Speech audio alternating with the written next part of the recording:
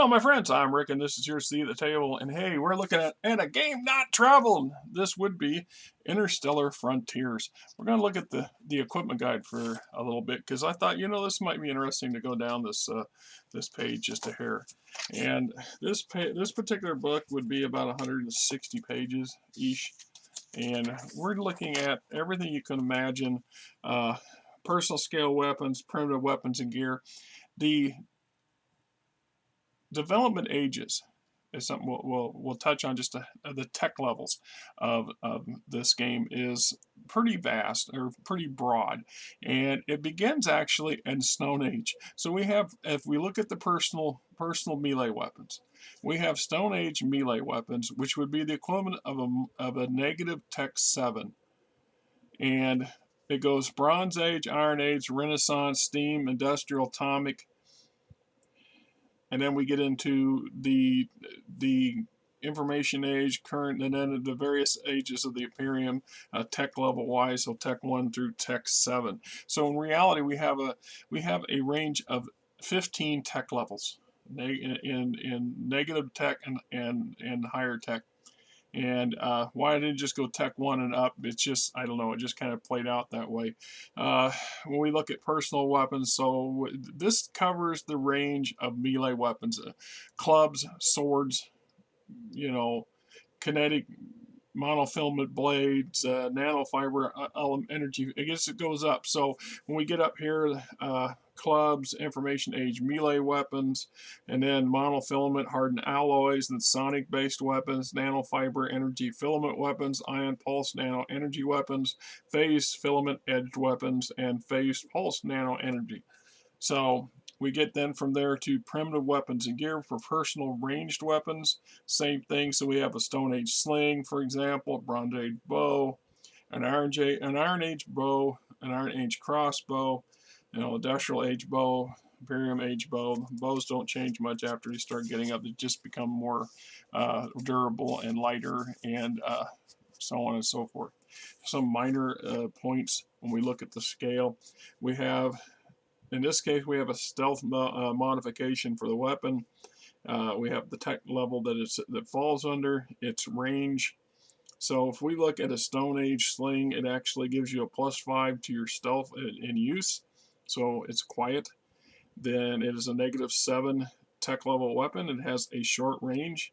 It has no soft points. Now, soft points are things you can attach to. So in some weapons, we could potentially put a guard or a bow or a rangefinder or something like that on these things, and that will allow you to do this. So just about any weapon above the Stone Age sling. In this case, the sling is pretty basic. You're not going to attach something to it. But a bow, for example, in theory, you could take a Bronze Era bow and stick a laser rangefinder attachment on it if you chose. So that's kind of how that plays out. Tells us how many units per metric ton that are produced. So in the case of the Bronze Age bow, they're going to produce 500 of these bows per metric ton.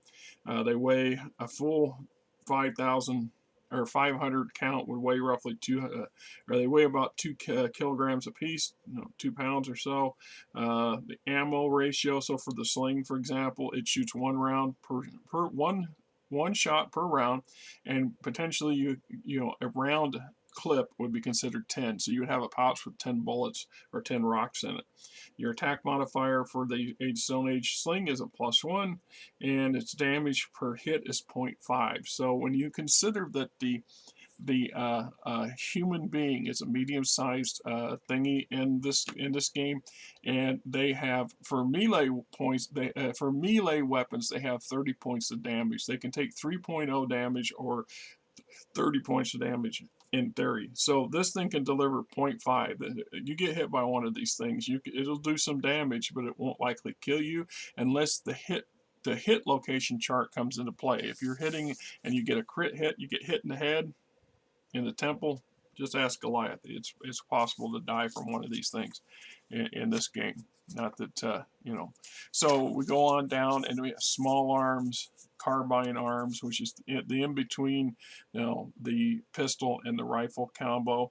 And then, of course, the long arms, And if we look at long arms, we're starting out at the Renaissance Age musket, which would be the equivalent of a -4 tech level with a medium range.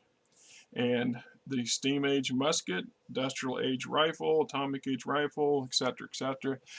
Current tech level. So my house starts out with 25 ballistic rifles. So this falls under the BR is this acronym. It's tech level 1, has a long range, has one soft point. So in theory, I could mount a scope or something to it. You get 25 units per metric ton. Now that sounds low, but that's just the way that plays out. I didn't want to get into fractions, and I figured we talk about the amount of waste and material. The average weapon only weighs about 40K, so it's about 40 pounds. It's a heavy deuce. I'm just saying.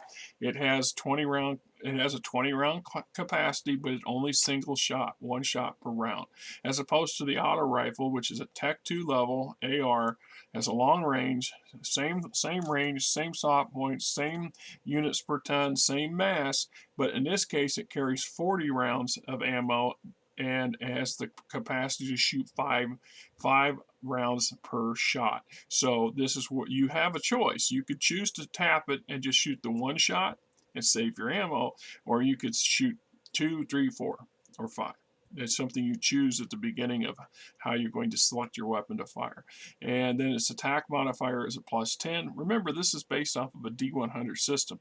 So if you want to look at it as a D20, it's a +1 to hit, which then would make the ballistic rifle a 0 to hit, 0 modifier. And the D100 system, the ballistic rifle gets a +8 to hit. The single shot being fired by the ballistic rifle does 2 points of damage, which when you look at it from the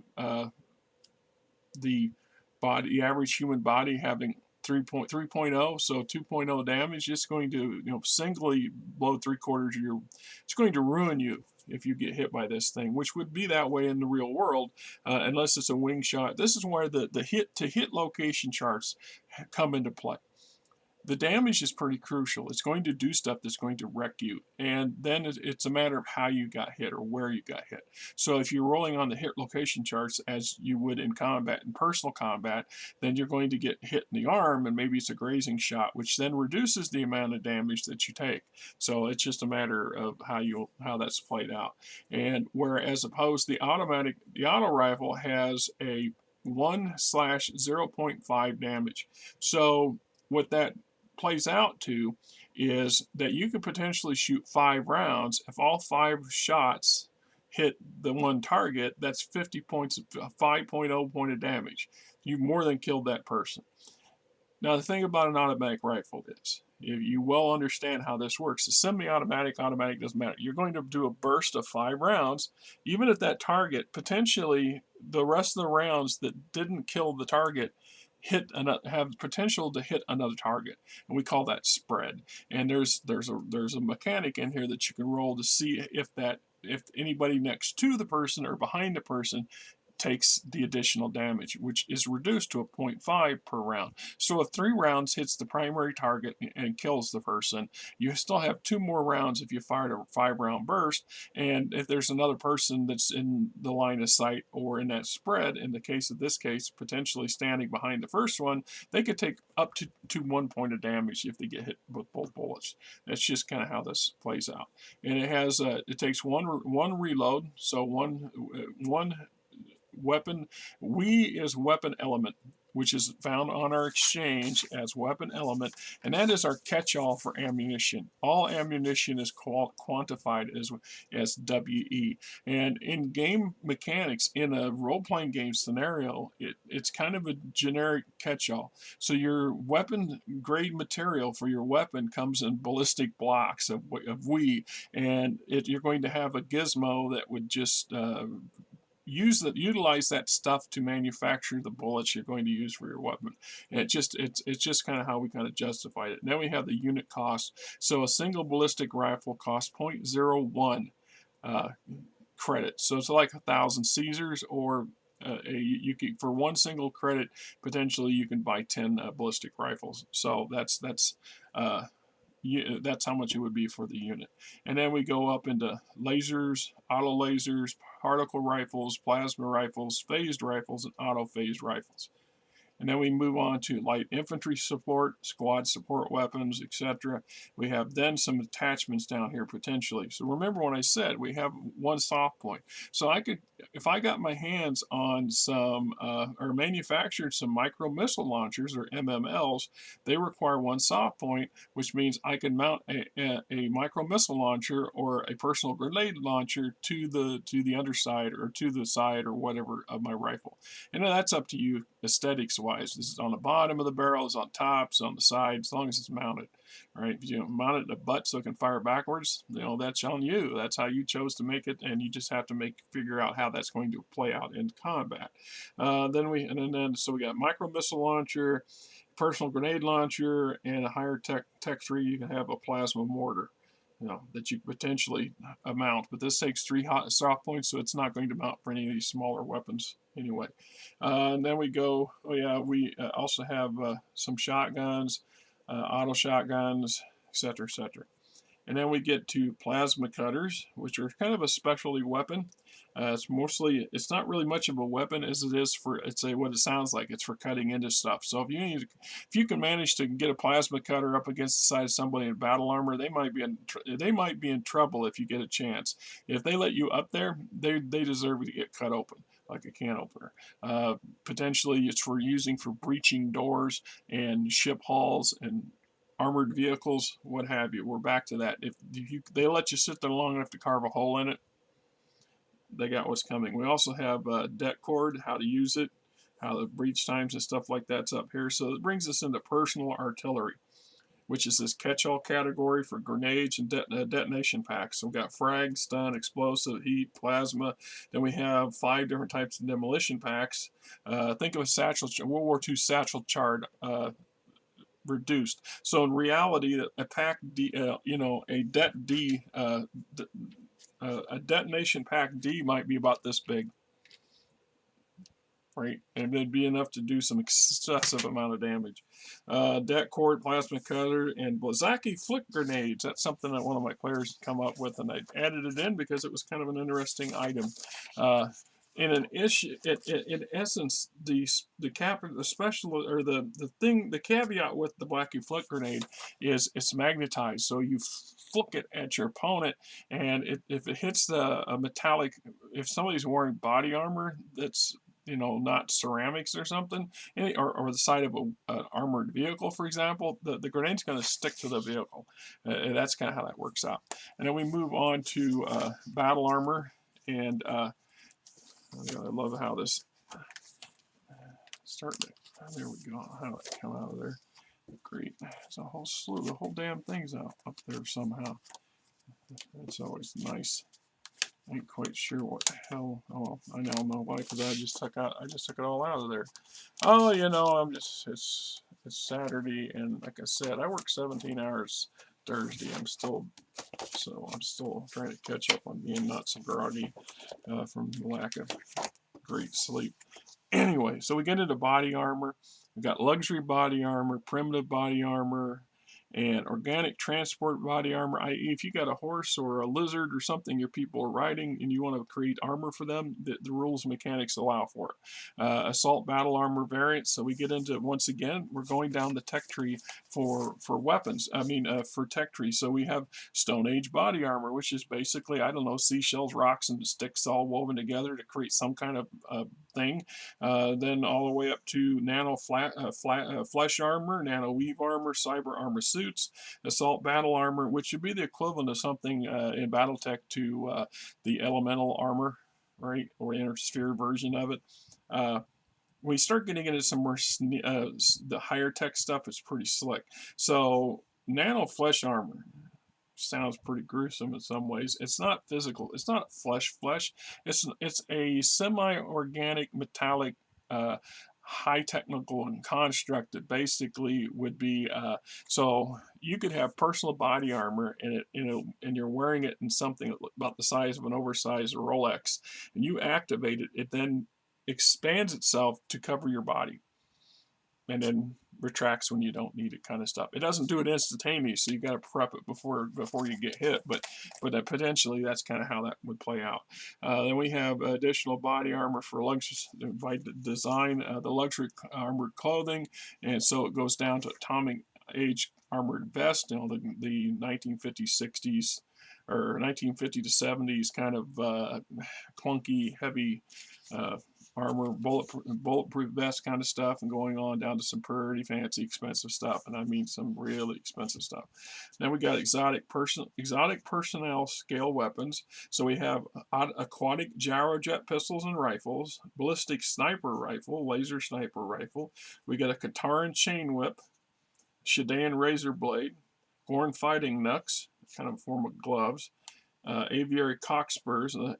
Aviaries are genomes that are based off of a bird / human construct, and so they have bird feet. So we have ways of giving the old fighting rooster his weapons back, kind of stuff. Andorian splitter pulse axe, micro rocket, and a micro missile launcher, a micro mini missile. These things are so that we look at a micro rocket, for example. I like these things when I can make them for my spies and stuff. Think of something about the size of a pen that you carry. It's a firing for one-shot weapon. So in this case, rockets are always dumb. You fire them at the target and hope to hit. If you have a more sophisticated delivery system for your rockets, you can increase your chances to hit, but that's not likely to happen in a pen. Now, a micro missile is another story. Micro missiles can get pretty damn savvy, and the higher the tech, the more savvy they get.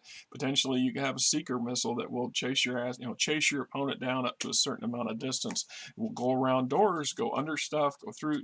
I'm just saying, until it hits something and blows up. And it's a matter of how much you want to invest in creating it. So we get into small craft scale weapons. So we're divided into three categories: personal scale, people scale, stuff you carry as a person.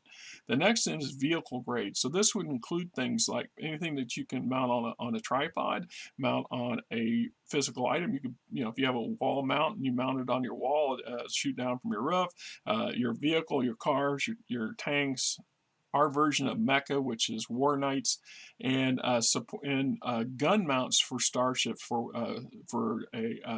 dropships and small craft, Starfighters and shuttles, or bigger ships. So if I have in a Millennium Falcon, for example, those 4 turbo lasers, those turbo lasers and 4 blasters, in theory, are actually a personal grade weapon, because or a small craft grade weapon, because it's in a small craft, as opposed to a big ass turbo laser that we'd see on one of the big warships, which would be overkill. The Millennium Falcon couldn't mount one even if it wanted to, and it wouldn't be able to use it very well unless they got really, really creative with it. So there's your 3 categories. So everything that's in this category can be mounted to something, more or less, unless it says specifically that it can't.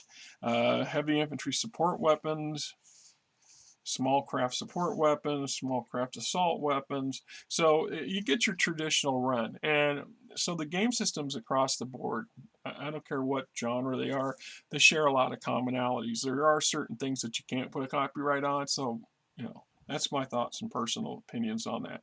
So in this case, we got light machine guns, light autocannons, heavy machine guns, light repeating lasers, rapid fire particle cannons, light plasma cannon, light phase cannon, light repeating phase cannon. So heavy infantry support weapons. So that battle armor potentially could be mounting one of these things, or it could be mounted on the back of a Jeep or on a tripod or what have you. And then small craft support weapons. These are heavier. These are generally, they must be on tripods or mounted. They cannot be handled. You in theory, a strong enough thingy could pick up a heavy machine gun and fire it from their hip. How accurately is up to debate, but anyway. So we have medium autocannons, medium lasers, particle guns, medium plasma cannons, medium phase cannons, and medium repeated phase cannons. And then we get into the assault weapon grade, heavy autocannons, etc., etc. Then we move to missiles. So we have small, short-range missiles, and short range, medium range, long range, extreme range, and anti-aircraft missiles, which would be really extreme range. The downside is that they actually have they have a cutoff, so the longer the range, the less effective they are at close range. And then we have rockets, and rockets, generally speaking, you could fire an anti-aircraft weapon, rocket pod, which is designed to shoot stuff thousands of meters in the air or thousands of meters away, and still have it detonate 10 feet from you, because they're stupid. All they're going to do is shoot at the target. They hit the target, they blow up, as opposed to the missiles. Just something to keep that in mind. Then we have rules for indirect fire, spotters with specialized gear, and then we have indirect fire support weapons, light grenade launcher, heavy grenade launcher, plasma mortar, light artillery, medium artillery, and heavy artillery tubes. We use cyber targeting system or range combat skills. There's a number of ways to be using. So the old I got a radio in my eyeballs, and a good enough knowledge to read a map and say, okay, RD guys, here's where I think that damn thing's at, hit that location, to somebody has a built-in rangefinder in their eyeball because they have a cybernetic implant that actually allows them to look at the target and have a microcomputer process all that targeting information almost instantaneously and send it back to the artillery. And artillery, it's on its way before you even had a chance to blink. That's the range of possibilities there. And so we get into direct fire support weapons and some exotic specialty weapons. Aerial bombs, something we send a lot of game systems either did away with or kind of marginalized, and it wasn't until later versions that we start seeing that more frequently used. But so we have the industrial age dumb bomb all the way to the information age atomic bomb, and pretty much everything in between. Generally speaking, after we get into the space age and stuff, we tend to use bombs. The use of bombs is replaced by missiles and rockets, and then missiles, because the missiles are more smarter, easier to handle as opposed to the bombs. That's not to say that modern day starfighters in the year 8025 and 8250 can't use a frickin' dumb bombs and drop them on a target with their sophisticated targeting computers, because it's allowed and it's here how to do it. Then we move on to personal scale weapon system or combat systems such as scopes. So we have manual scopes, electric scopes, and then a slew of different types of cybernetic scopes. Laser targeting systems, poor environmental systems, handheld range detection devices, handheld laser spotting devices, shield systems. So these are personal and vehicle grade shields. So in theory, you could have your body armor can be augmented, or even if you could have another wrist mounted item over here that has a personal body shield in it. And in some instances, they need to be activated, and some of the really sophisticated versions have a sensor that sense. So if somebody discharges an energy-based weapon, there is a chance that the device activates as instantaneous. Then it's a toss of the dice to see if your shield was able to activate itself in time to help keep that plasma rifle from turning you to a gooey mess, right? And then the rest of them are shields for like our war knights, tanks, your hover bike. All of them can mount shields. It's a matter of how much point space do these items take and use up. So then we move into some more interesting different stuff. I have a robotic sensor swarm, and so flying sensors resemble a cluster of insect-sized bots. Swarms, SWARMS, that's the in capital letters, buzz around the wearer, extending his eyes and ears and helping detect the presence of an enemy, other electronic devices, mines, robotic weapon systems, and so on. Swarm units are a compact case worn on the exterior of a body or armor strapped to the wrist. So think of something the size, for some of these things, the size of a deck of cards, and you would carry it clipped in a pocket or clipped on your belt or something like this, and they sent out X amount of probes, and these little mini items they could look like anything from, I don't know, just orbs, little orbs flying around, to actual sculpted insect-like things flying around. So the more elaborate and expensive the item, the more harder the stealth factor in them increases. And so you can get some pretty interesting results. And then we have the Starburst anti-missile system, or STAR. Then we get into personal scale gear, and this is one of those things where I should have had manufactured them before I jumped the gun and sent my Xeno scouts to go check that damn planet out. This is the risks we take. So we have all-weather suits, which is self-explanatory. Hostile environmental suits. These are the things I was talking. I often call them Howie suits, but they're Hess suits, however when you talk about it. Modern versions of the vac suit, these semi-armored units are made from various blah blah blah blah. So in my case, I will be manufacturing a Tech Level 1 environmental suit. In this case, I'm going to make the effort to make the choose to make the military grade, which has increased armor ratio on it, and also increased stuff on it, so things like that. Then we have camouflage cloaks, luxury clothing, exotic clothing, personal mobility devices. I think on the exotic material.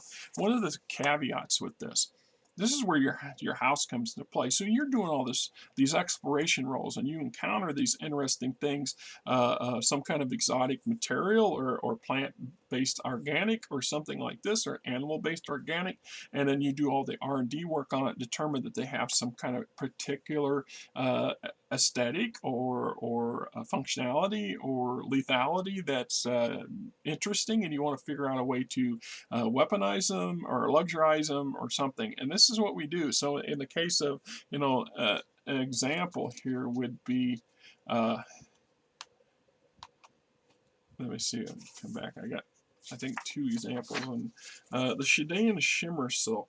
Shimmer silk has the properties of a silky smoke. Whenever the wearer moves, he or she gives tantalizing glimpses of what lies beneath. Yet still, the attire seems like normal silk. So it's that illusion where they're wearing this very gauzy material that's almost like smoke, and if in the right, and whenever they move, you're kind of getting titillating glimpses, but you're not actually seeing. And you're not seeing it long enough for it to register that, oh, I just seen something. I seen their naughty bits, and then they're just I think I saw their naughty bits kind of thing. And so that's just an example of a very exotic material that was research developed by and put into production by a player-based house, right? So then there's like here, Ranrow's Curvix Lizard Hide. It comes out as a Tech 3 item, and it adds a bonus to mental attribute and to seduction attributes. And it says here, supple leather with a range of natural earth tones. Corvex leather is used in the creation of platinum quality handbags, shoes, boots, gloves, and other accessories. So when it comes to their impressing other people, or enhancing other people's. I have to look at that. I think that mat's wrong. It should be something else, but that's just in my head. And there might have been an argument for why it was that way. Personal mobility devices, jump packs, infantry jump packs, personal, private recreational jump packs, and AGRAV belts. Here's a Plexarian rocket pack. You want to strap some rockets to your back? Here you go.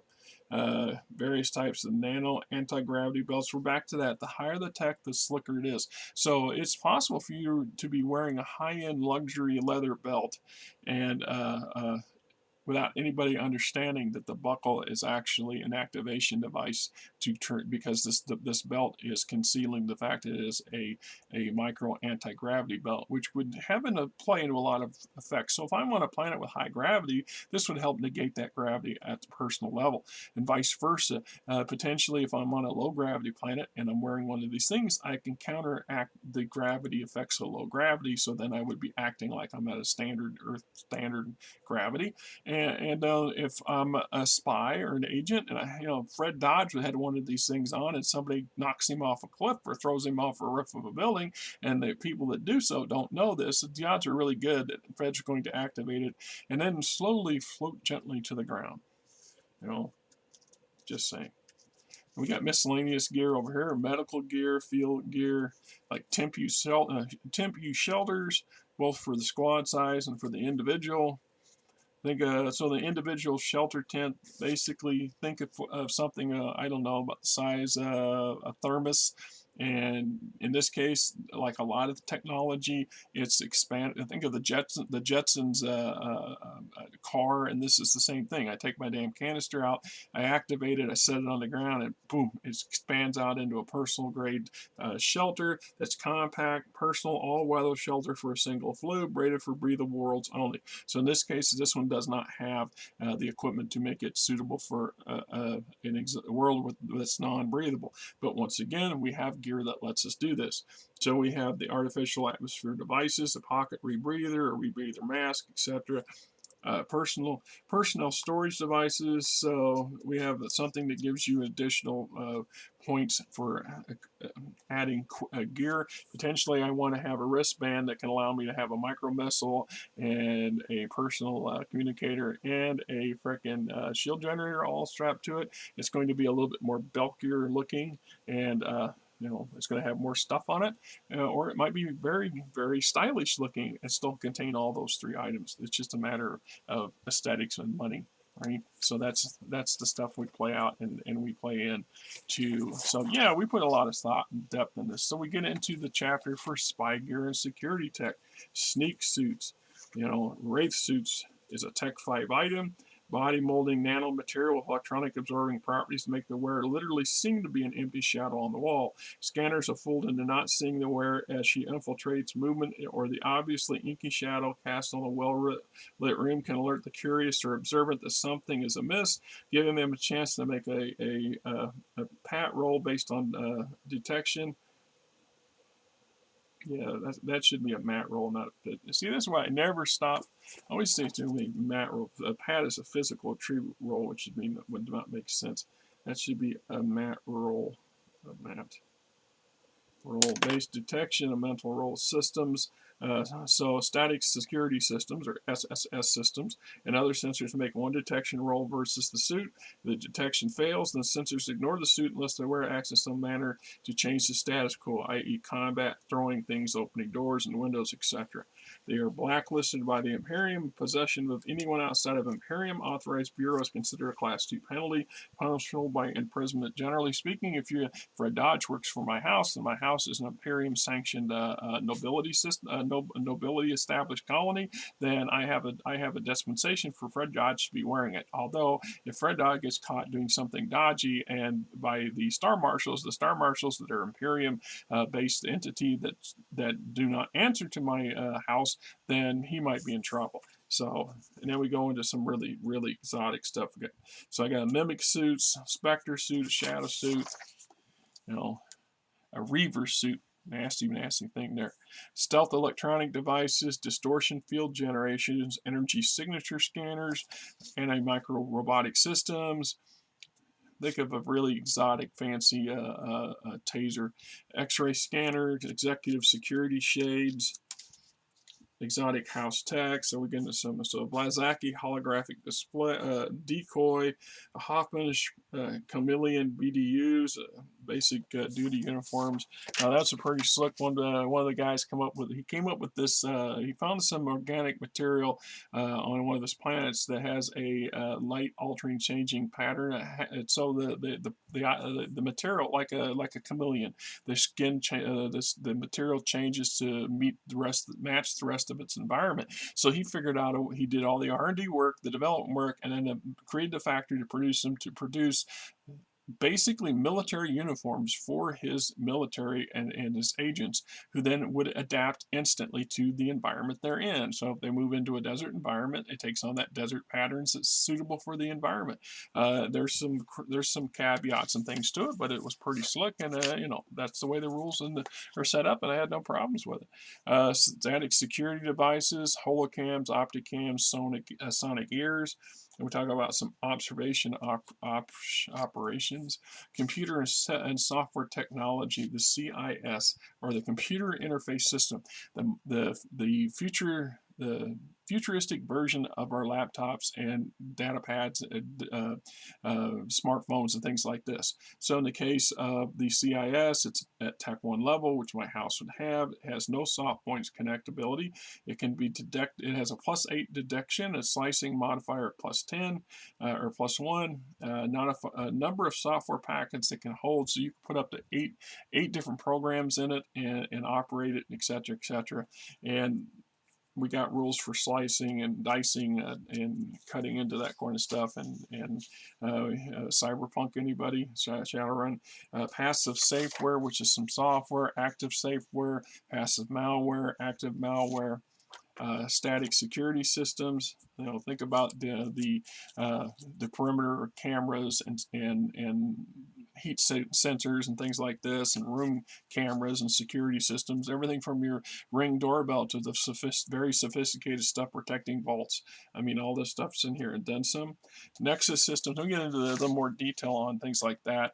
Simulation pods, entertainment industry, blacklisted sims. So in a lot of ways, there are several ways of thinking about this. You could have entire room-size units that kind of resemble the Star Trek's holodeck, to the ones where you're looking at at Shadowrun, where you're just jack in, and mentally you're going into this environment that's being artificially constructed, and then they come entire industries around this. So think of it. Once again, children, this is not for you. If you're a kid, get rocks. Kick rocks. Why are you even on my channel? Think about a pornographic material that's a sim-based, a simulant-based program that you put it in just plug into your brain or plug into a machine and put it on your head, and you submerge yourself in it. You become a direct observer of what's going on in the sim, or in the really, really sophisticated stuff that's highly blacklisted, you could actually assume the roles of participants. You could be the role of the cameraman. You could be the role of one of the actors or actresses in the event. Whatever trips your trigger. So you take that across the board. In the cases you want to have a simulated classroom. So there's reasons why certain so my shadow sensing, for example, cannot utilize this material to teach physical, really nuanced stuff, because you can only get the basics from this. You need the hands-on physical touch and trial and error kind of learning curve that comes with certain types of stuff. On the other hand, there are all kinds of applications from educational perspectives. So you could potentially have a high-level teacher teaching biology and a research facility on one planet, and if you have a sophisticated access to communications network, you could set up satellite schools on 5 other planets and have them filled with sim pods, so everybody goes in and gets into their virtual education environment and learns. And it's just that, it's learning from inside the stuff. So I mean, there's a lot of options here. So we have holographic projectors, and we have simulated instant memory, also another version of Sims. So we're back to that, kind of like a Shadowrun cyberpunk thing. You can have neural implants embedded in your brain, and they're quite common at tech levels 1 and up. It's a matter of having the infrastructure to put them in. Some argument could be made that everybody that came on the colony, the initial 10,000, majority of them may already have a Tech 1 installed from wherever they came from. But anybody knew that, it's a matter of maintaining and then being able to equip them with better stuff. But anyway, so if you have the ability to jack in to a sim unit, there's no reason you can't get a knowledge card. So if I need to know how to do a knife fight, and I don't know how to do a knife fight, I can take the education and learn to do it, and learn to fish, or somebody can just hand me a temporary fish for a meal. So in this case, I would then have a single shot melee clip. I'd stick this in my head, and then I'd gain the equivalent of this level skill set for melee combat. So a Tech 1 gives you a +1% bonus, which isn't very great. They're kind of expensive, but if you go up, so if we look at a +4 variation of melee combat, it's a +6 to my roll. Now keep in mind, we're talking, on a D100 system, That's not a large percentage. It's not going to make you a master artist with a knife, but it may be the difference in giving your agent an edge over somebody who doesn't have it. I'm just so the options. But importantly, things like medical and electronic slicings, explosive knowledge. Fred Dodge may not have had time to learn or doesn't have enough ability to learn. So, because we have limits to how much stuff, and it takes a lot of time to really become a well multi-rolled individual with lots of skills. And generally, they don't live long enough to take advantage of it, or they get experienced enough. We pull them out of the field and put them in a classroom to teach more people. So, at that point, being able to have a pocketbook full of different skills that you can just pop in and pop in and use and toss away, it becomes a money game at that point, and how well equipped your house is, because you got to be able to either acquire it or produce it. But the options are there. Then we get into the chapter for robots: microbots, mini bots, personal bots, field reconnaissance bots, sentry bots. A caveat note on robots in this game: there it saddens me, because I had a pretty well developed history of the Imperium written out, and for the love of Pete, I can't find where it went. And it obviously is not in one of these 3 books, because I wrote it after these books got bound, and so I have it someplace, and I may eventually stumble across it, or someday have to rewrite it and try to rewrite it from memory. But in a nutshell, just about every major thing that's a meme in our entertainment industry to some level has occurred. So we have had our bug invasions.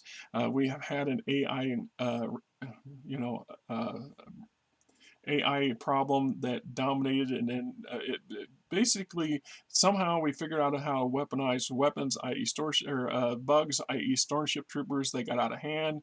They become extremely out of hand. In order to combat them and deal with them, it became necessary to enhance and increase the construction of artificial intelligence (AI) and allow them to have access to everything from our ships to our weapons to our robotic systems.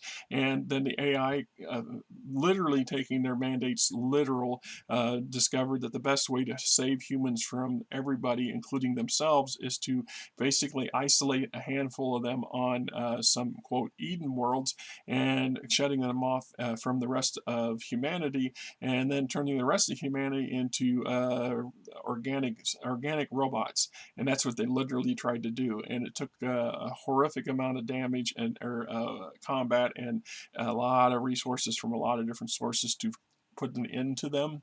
And then since then, a la kind of Dune, there's been this Imperium mandate that there are no droids. There are no droids in this game whatsoever. No artificial intelligence is allowed to exist anymore. That does not mean that the robots we have can't be extremely sophisticated, but they're extremely literal too. So the downside with these things is without AI, we have the cybernetic interfaces, which means people can hack your robot. They can hack your Roomba and do things with it and to it. So we have to be very circumstantial about how we go about controlling stuff, and that whole scenario is rolled out like this. But there's still quite a integral part of just about everything. So we've got mini bots, microbots, personal bots, like the personal servant bots, and then some are wheeled, some are helo based, they got blades and run like a helicopter. Some are tracked, some are aquatic, so they swim, some are hover, some are actual aerial robots that fly, and great into some into even into space. Then we have legged versions, anti-grav versions, and so on and so forth. So we have personal bots, field reconnaissance bots, medium sentry bots, which are pretty, think about a human-sized robot that's designed to prevent you from going somewhere, and it's not against its program to use physical violence on you if you continue to push its programming. And then we have the military grade versions of these things, which can be quite large. Which brings us to robotic accessories, locomotion, standard equipment, camouflage and aesthetics, pseudoism realism. So Just how much money do you have, and how elaborate of a robot would you like? And it's, in theory, it's quite possible to make some robots that are very hard to distinguish from living things. Bots enhanced with synth or bioskin are usually done so to mimic the attributary properties of flora or fauna. In limited cases, legged variants might be designed to replicate a thingy. On the high end of technology, very realistic raw thingies can be manufactured. However lifelike they they remain bots and with all the limits, programming included. Among the wealthy, there have always been a desire to push the envelope. Melded into neural interface synth and especially biobots can be controlled remotely by flutes with neural cybernetics. A flute jacked into a biobot by way of a SimPod would think, see, and to a limited degree feel. Bioflesh grants those properties as if he were the bot. Coupled with a human controller, such bots can be very difficult to distinguish without a sensor scan. Birds, small reptiles, pet animals are the most common aesthetics, followed by exotic animals.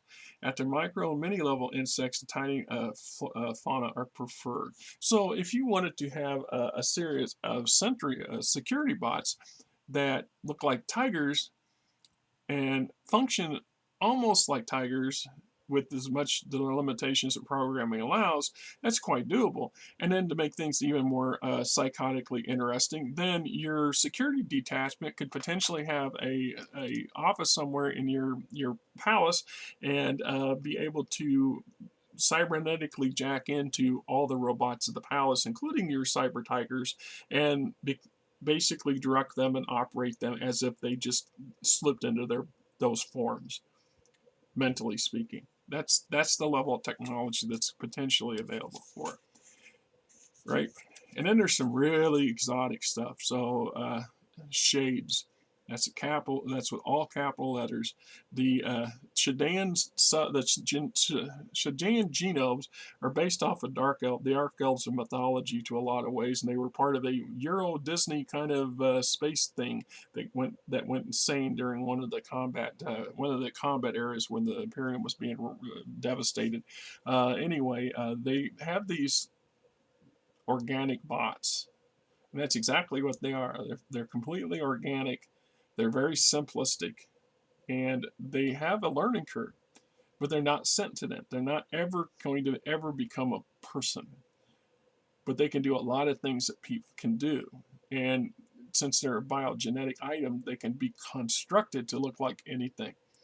And they have some neurosis and stuff that goes with them, some negatives that go with the positives, and that's something for another completely different thing. So we got exotic and luxury examples.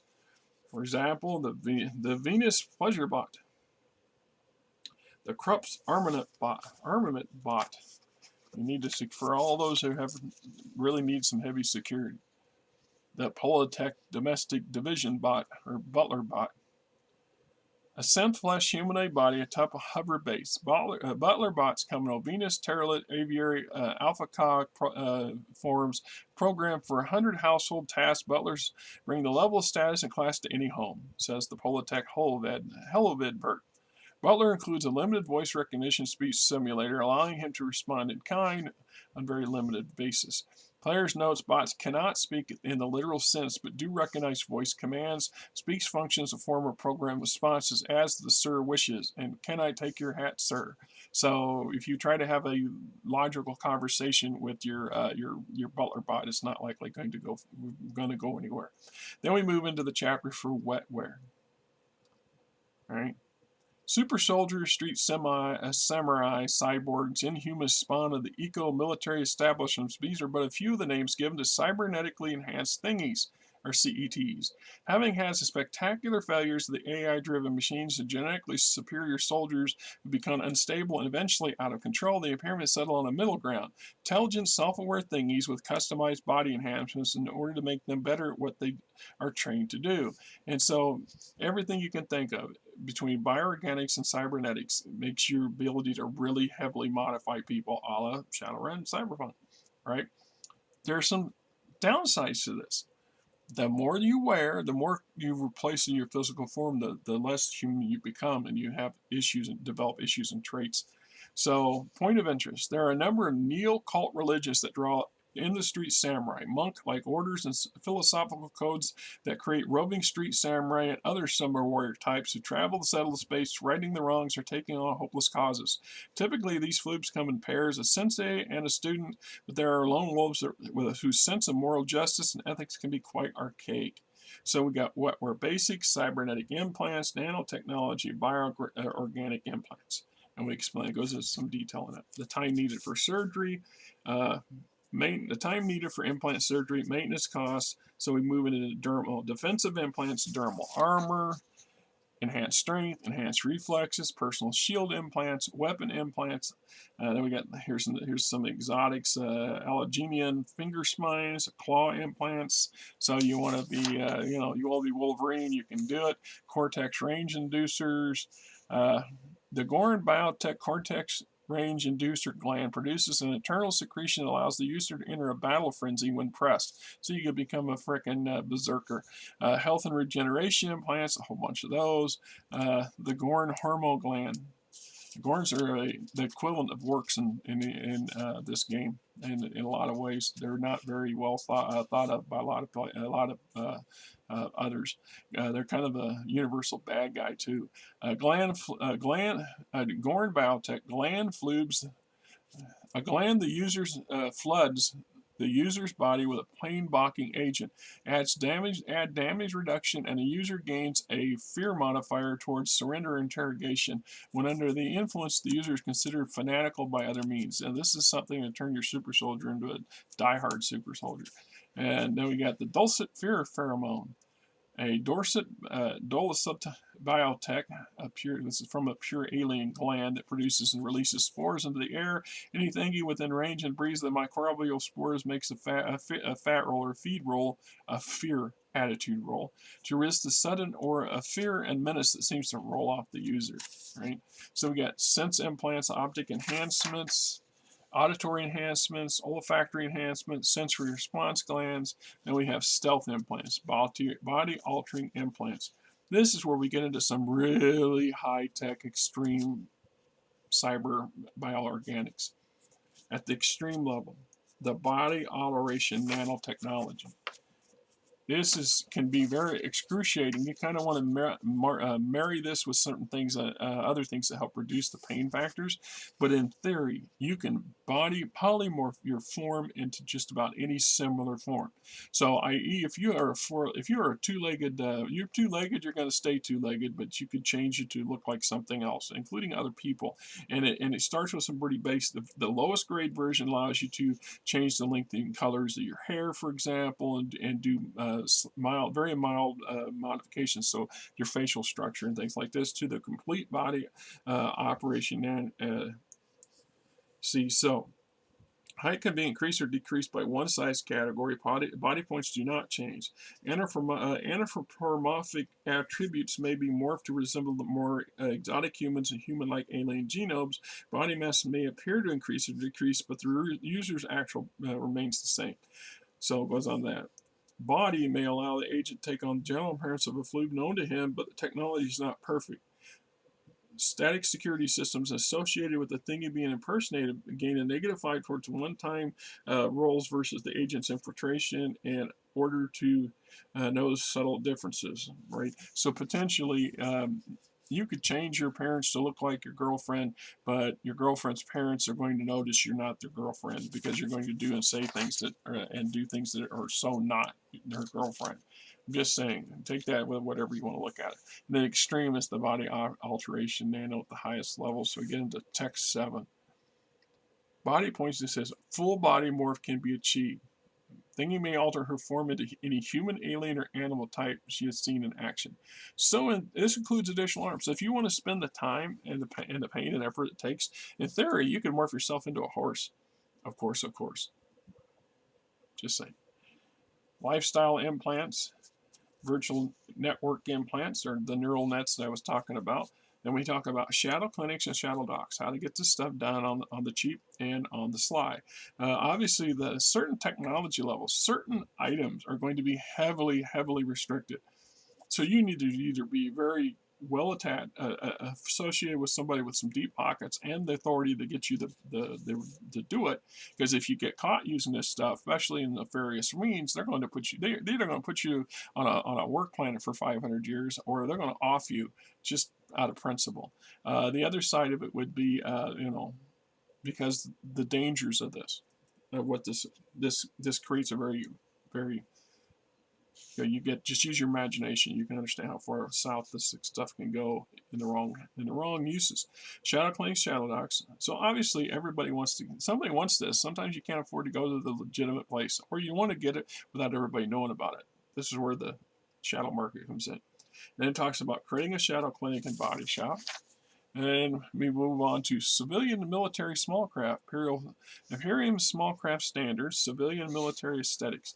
Now, I point out numerous times, I don't have the resources or the money or the skill set to create even a handful of really good or even crappy artwork to justify these things in any way. If I could, the damn book would be 4 or 5 times bigger than it is, if not bigger, or it would be broken down into several more books, because just by the sheer numbers that I have the stats and stuff here.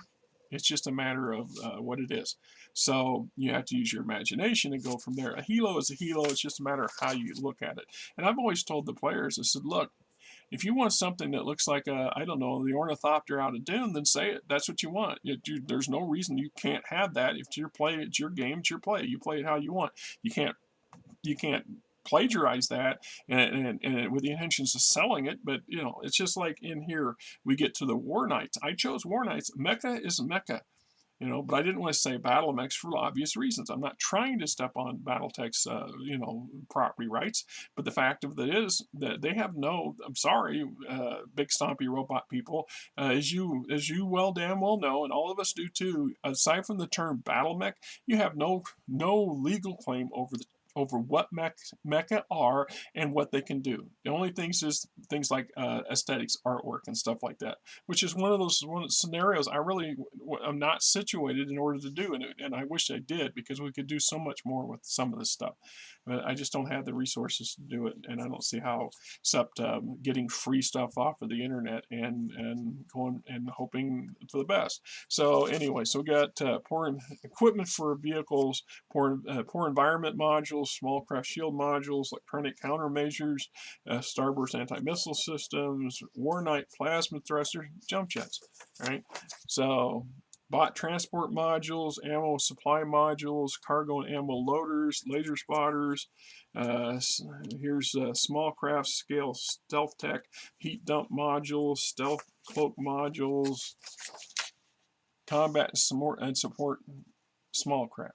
So using my very basic stuff, one of the things that I was able to do, because our Tech 1 factory produces a limited number of industrial vehicles and utility vehicles, I was able to take a ton of utility vehicle and break it into smaller components to create ATVs for Fred Dodge and his partner. So in this case, that is literally what this very top one is military grade vehicle, utility vehicle. It's a Tech 1 item. It's wheeled. It says here tonnage per unit is 5 tons, although I might say that, no, I think I'm looking at a military vehicle hover bike. Where's that? So that's further down. Sky bike, hover bike. Yeah. Right here. So the ATV is Tech 1, it's wheeled. You can get 5 per metric ton. So they weigh 200 kilograms apiece. They cost 0.05 credits. It takes a gunner or a pilot and 1 person to operate it, and potentially can carry a second person. It has no ammo capacity at all. It has no mounted weapons. It has 1 saw point, so you could mount a machine gun, a personnel grade weapon, or a very small craft weapon to this thing. So you could have put a light machine gun on this, or a light a vehicle grade shield projector or something like that on it, but you're only going to put 1 item. It talks about its fuel consumption. It uses 0.01 tons of chemical per cycle. So for 10 days, you run all 10 days on that. And ideally, that's why I said if you're going to go in the field, I had to figure Fred Dodge spent a couple days traveling to the haven and then a couple days traveling back, but it didn't use up the entire tank of chemical fuel. If it had, it was going to be gone longer than that. He was either going to have to scavenge some chemical fuel there at the haven and not get caught doing it, or he needed to bring at least enough of it in to bring another cycle's worth of refill with him. The downside is, once again, the ATV has a limit. It can carry up so much kilograms in weight, generally one person, maybe two. So in theory, you can carry one person and then another person's body weight in supplies and equipment. So it's something to take into account. And we go through, heavy utility, small craft, trucks, vehicles, cars, light support vehicles, helos, helicopters, AGRAV, hovercraft, aquatic vehicles. It's all listed. Then we get into armored troop transports. And when we start getting into the combat vehicles, some of these start out at 5 tons and they top out at 100 tons. It just seemed like a good place to start and stop.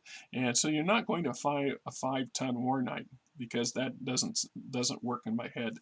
But there are certain other things. You could have a legged version of an ATV, right? So you plug and play whatever you want in there. So we have armored troop transports, armored support vehicles, light tanks. So the lightest tank is a 20 ton. So here's a primitive light tank at 20 tons, -1 level. So that would put it at 1950s, 1960s technology. It's wheeled, blah, blah, blah. It takes 2 pilots and a gunner. Can carry 2 metric tons of ammunition. It has 4 hard points, so you can mount vehicle grade weapons to it. It has a damage reduction of 3.5 and has 35 points of armor. Maximum speed of 55 kph, which is a movement hex of 6. It has no ceiling, so it doesn't go up or down. It's not a hovercraft or helo. It has no built-in shields, no ECM. It's fuel consumption, and it's a military grade weapon. So those four hard points. That's 4 points. So potentially we could put a heavy cannon, which may take all 4 hard points in, and we have a traditional tank. Or we could put a rocket launcher and an ECM unit in there, and a shield generator in there. It's a matter of, what you utilize that customization as best you can to create what you got. So we go all the way up light tanks, medium tanks, light aquatic tanks, and the medium tanks there, heavy tanks. And we can compare the light tank when it only had 4 hard points. So if we look at a 70-ton heavy tank, let's see, a Tech 1 heavy tank, 75 tons, it's wheeled. Generally, most Tech 1 items are wheeled. Tech 2 are tracked. Tech 3 can be hover. Tech 4, it becomes anti-grav. And I think Tech 5 is legged when it comes to vehicles. That's not the same with War Knights, but things, you could have a Tech 2 legged tank if you wanted to, but we would call it a War Knight. That's whatever you want to do with it. It's your game, you tell me. So in this case, still has no built-in command and control. It has 4 tons of ammo capacity built in. Has 15 points of armor. Has 15 hard points. So you can put a lot of weapons on this 75-ton tank. And it has a damage reduction of 9. So most personnel weapons are not going to phase it. They're going to bounce off. That ballistic rifle does 2 points of damage. It's going to ping off the armor this forever. That ballistic rifle, unless you get an extremely lucky critical hit, is never going to do any damage. Just not going to happen. The damage reduction negates it right off the bat. Armor points of 90, has a ground speed of 90 kph, which means 7 hexes per combat round, has no ceiling, no shields, no ECM, fuel consumption is military grade. So when you get into the higher tech level stuff, so we look at the equivalent of a Tech 5 heavy tank, 75 tons, it's tracked, has pilots and gunners, so it can have 1 pilot, 2 gunners, still has no command and control or whatever the hell CC. I have to look that up because I forget what it means. 4.5 tons of internal ammo capacity. It has 16 hard points, has a damage reduction of 10 and armor points of 100. Then its land speed is 70 kph. Hex is 7. It comes built in. It has no ceiling, but it has a plus 12 shield and an ECM of -8. So it's going to give its opponents a -8 modifier to hit it. And even if they did hit it, it's going to have 12 points of shields, which they're going to have to get through first before they even get to the damn damage reduction, and then to hit the actual damage. So these things can be quite robust, but then they're designed to go up against other things with a lot of firepower. So 16 hard points. That's a lot. You could put 3 heavy autocannons in this thing and make a Shrek. I'm just saying. Or you could put some shielding, additional shielding, and an ECM unit and an extra ammo pod if you wanted to, or LRM, SRM, you know, whatever. How do you want to set it up, right? So this leads us into the War Knight category, and assault tanks right there, up to 100 ton. Like I said, I kind of top them out. So if we look at a Tech 1, where are you at, you bugger? There is not a Tech assault. There is no Tech 1 assault. In this case, a level 3 assault tank at 95 tons is wheeled. Has 2 pilots and 2 gunners. Has 5.5 tons of ammo. Potentially 19 hard points. It has a damage reduction of 11.5. Armor of 115. Ground speed of 55 kph. Hexes are 6. No ceiling. It's a +4 shield. It has no built-in ECM, and it uses a fusion engine. So it actually doesn't use chemical fuel, but it uses an oxygen. If you're in an environment so this thing is fully self-contained. You can take it into an exotic environment as long as you got an oxygen supply and its fusion engine. This thing is pretty durable. So you could, in theory, take this thing onto a airless planet and operate it. And it's a military-grade weapon. So bunker tanks. These are the exceptions. I guess I did have a couple here that are in the 120 category. 120, 130, 140 tons, I think, is bunker busters. Basically mobile pillboxes is the way I argue, because it's got a maximum speed of 35 kph. I mean, it's just 4 hex, and they're pretty damn hard. This thing's carrying it has 20 hard points, and it also has a built-in Mark I missile battery. So potentially it can fire. This thing can fire naval grade missiles out of it, one at a time, and limited based on the tonnage. It's not going to have very few of them. War Knight operation rules. War Knights. Articulated mobile machines of the modern battlefield, War Knights stand on 2, 4, or 6 legs are walking weapon platforms. 2-legged models come equipped with arms for aiding in maneuvering in rugged terrain and for scaling elevation changes that would stop other small craft in their tracks. A War Knight's pilot sits in a modified sim pod located deep in the chest of the machine where she controls the movement, action, and weapon fire using cybernetic connections. Head rings are a common control method, while more advanced houses and Imperium prefer neural implants for their their finer level of control. Jeez, freaking type. Their finer level of control. Finger, Jesus. War Knight operation rules. War Knights can run, but they can't jump and fully mimic the human's body's range of motion. The hands are not quick or agile enough to be used melee weapons, although they can punch, i.e. batter a target. They do not fly, but they can be equipped with plasma thrusters for limited tactical movements. War Knights can operate in nearly any environment humanity chooses to operate in. Although War Knights are rated for vacuum, they are not rated for actions in space, nor do they work below depths of 350 meters. War Knights can be operated in large open areas of starships and space stations, but also damage them accordingly if weapon fire misses. They cannot operate in a confined spaces or underground if the space they occupy is not at least 50% larger than they are. So you're not going to squeeze this thing into a hallway.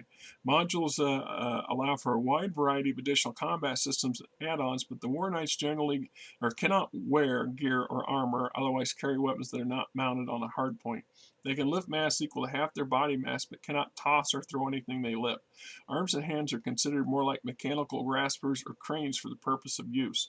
War Knights can assist in loading of ammo to other small craft, but not themselves. They can assist in setting up or taking down static defenses, i.e. prefabs, help tech units maneuver heavy small craft, i.e. drag and grasp and pull, etc.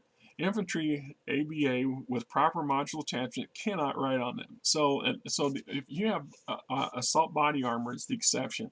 You're not going to have a bunch of infantry clinging to the outside of one of these things while it's walking around, not like they could on the top of the tank. It just kind of, I've had some, we had to go down that rabbit hole, and it was just simpler to make it so that was not going to happen. So theory, your War Knight can pick up stuff. If your War Knight has hands that can pick up stuff and set them down, in theory, it could rip a tree out of the ground, potentially use it as a club. But it's not going to throw that thing like a spear. It's not going to pick up boulders and launch them like a catapult. It doesn't a catapult. They don't have that level of quickness in their movement. So the body of the movements, as I think the limitations of BattleTech is a good example. They can move, they can maneuver, they can run, they can jog. But they can't actually swim like a person. Just because it looks like a mechanical person doesn't mean it's going to operate this way. They can't high jump. They're not going to just jump up and down in place. They just don't do that. They have jump jets that would allow them to give some semblance of that, but that takes up space and it uses fuel. And then there's the obvious kind of things when we look at this stuff, like what the hell are you thinking, blah blah blah. You just can't do it all with these things, and you're not going to do backflips or karate kicks or stuff like that, because I've had people ask, and I've always felt, look, if you got a 90-ton mechanical machine on legs, it should not be up there doing high kicks and dancing a cabaret.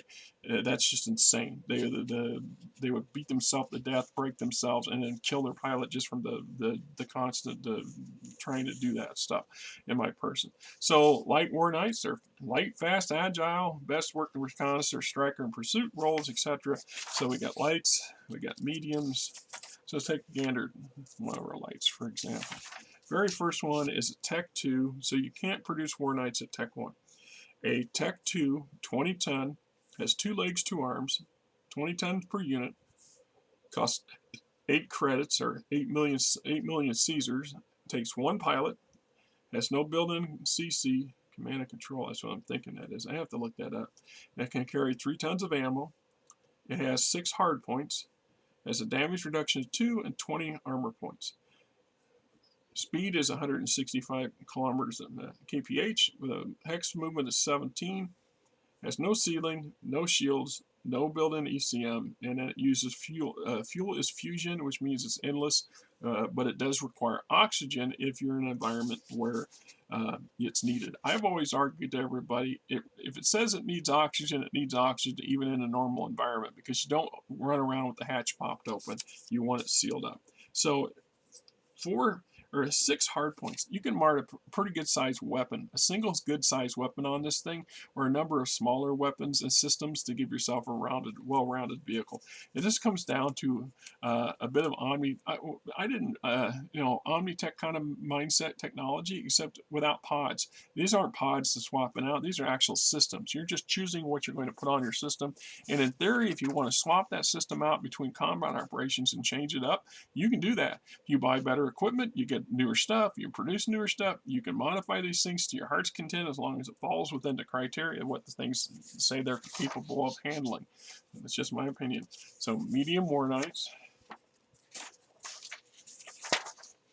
heavy War Knights, assault War Knights. So if we look at the Tech 2 60-ton heavy War Knight, it has 2 legs, 2 arms, it's 1 pilot, 4 tons of ammo, 13 hard points, a damage reduction of 6 and armor points of 60. Maximum speed is 80 kph. Hexes, which makes 8 hexes on a map. Has no built-in ceiling, no built-in shields, no ECM. Is fusion powered and uses 0.1 and oxygen and a military grade. So then we got assault War Knights. Then we move on to Helos and AGRAV flitters, so attack Helos and AGRAV platforms, things like that. Medium cargo haulers, medium Helos, medium cargo Helos, heavy attack Helos, heavy cargo Helos. So a heavy attack Helos at mostly 15 tons. Let's see, fixed wing atmospherics, combat fighter craft, cargo fighters, light atmospheric fighters. Medium and heavy and atmospheric fighters, atmospheric cargo haulers or cargo lifters, medium atmospheric cargo lifters, modified atmospheric lifters. So in theory, you can make your own version of Puff the Magic Dragon. The rules allow for it. If you know what that is, Google it. Lighter than air transport, blimps, dirigibles, it's all here. Aerospace fighters, light atmospheric fighters. I mean, if you took the dirigible, for example, it goes into tech level -3. So you could actually have World War I era dirigibles on a planet. If you want that to be a thing. And that page there was put in upside down. So was those. Jeez, nice. Light starfighters, medium starfighters, heavy starfighters. I can take them out and put them back in there. They're just in backwards for some idiot reason. I don't remember doing that. Assault starfighters. Then we get into specialized combat and support craft. Right, assault starfighters. Mobile headquarters units, field hospitals, tech and engineering units, engineering support platoon units, defense prefabs, salvaging infantry gear, prefabricated field fortifications, perimeter fences, shuttlecraft, personal. So we get cargo shuttles, system tug, passenger shuttles, FTL shuttles, basically are limited jumps, troop shuttles, vehicle assault shuttles, system defense shuttles, or system defense boats is what I like to call them. Kind of an armed shuttle cross between that and an aerospace fighter. FTL strike shuttles, FTL probes, probe launchers, starship pod, roofs for moving pods usually. So we're getting into other stuff for ships. So cargo pod stuff you can plug in on the hard points. The HPC units on ships. So anyway, this is basically, a rundown or an overview of what the hell's going on in this game. So I mean, we even have some rules because I know somebody's going to ask about it. We have civilian versions of War Knights. So modifying commercial knights. All across settled space, commercial knights can be found in millions, working in industry, mining, agriculture, and hundreds of other fields. But on occasion, they put to the use they have evolved from. The Imperium Holomedia calls them Iquox, or improvised war knights, farmers on distant frontier worlds desperate to defend their families and homes from marauding pirates or infernal beasts in urban centers across whatever. So you're basically taking your AGRAV and strapping a weapon to it. So you get improvised weapons, industrial claws, industrial saw, mining skill, mining drill, sonic hammer. Goes on down all this. Then we have an entry for the Star Marshal service and making use of the Star Marshals. Right, and so on and so forth. So there you go. Just a brief overview of the sheer amount of crap that you can have for this game. So, what do you think? Right? Anyway, that's enough for me. Until next time. Going on, my friends, this is Rick, and hey, if you like the channel, please hit the subscribe button, hit the like button, tell your buddies, tell your friends, tell your coworkers, tell anybody else that's in gaming industry or gaming fandom that says, hey, this